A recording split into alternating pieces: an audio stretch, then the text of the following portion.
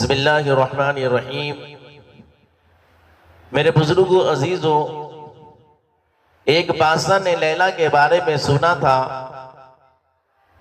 کہ مجنوں اس کی محبت میں دیوانہ بن چکا ہے، پاگل ہو چکا ہے۔ اس کے دل میں خیال پیدا ہوا میں لیلا کو دیکھوں تو صحیح۔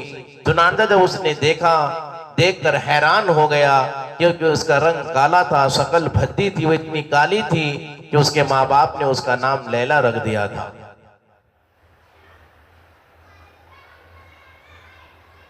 لیلا کے بارے میں جب بادشاہ کا تصور یہ تھا، وہ بڑی نازنین ہوگی، حور پری ہوگی، مگر جب اس نے لیلا کو دیکھا تو اس سے کہا دوسری عورتوں سے زیادہ تو یہ خوبصورت تو نہیں ہے۔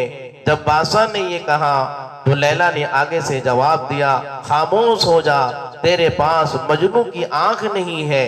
اگر مجنوں کی آنکھ ہوتی تو تجھے دنیا میں میرے جیسا خوبصورت کوئی نظر نہیں آتا۔ اسی طرح میرے دوستوں اور بزرگوں، اگر ہمارے دل میں محبت الہی کی آنکھوں سے ہم دیکھیں گے، جس پروردگار نے ہمیں اور آپ کو پیدا فرمایا، اس کائنات کو دیکھیں گے تو ذرہ ذرہ میں ہمیں اللہ نظر آئے گا، اور اس پروردگار کو میرے عزیزوں جو ہے ہر جگہ ہمیں اللہ دکھیں گا اور وہ خداوند ہمیں نظر آئیں گے۔ مولانا رومی فرماتے ہیں کہ ایک مرتبہ اس کو کسی نے دیکھا، لیل مجنوں کو، کہ ریت کے ڈھیر پر بیٹھا کچھ لکھ رہا ہے۔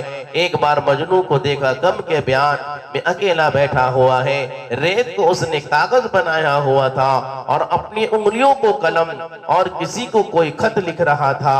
اس نے پوچھا، اے مجنوں تو کیا لکھ رہا ہے؟ تو کسی کے نام، اس نے کہا میں کسی کے نام پر یہ خط لکھ رہا ہوں۔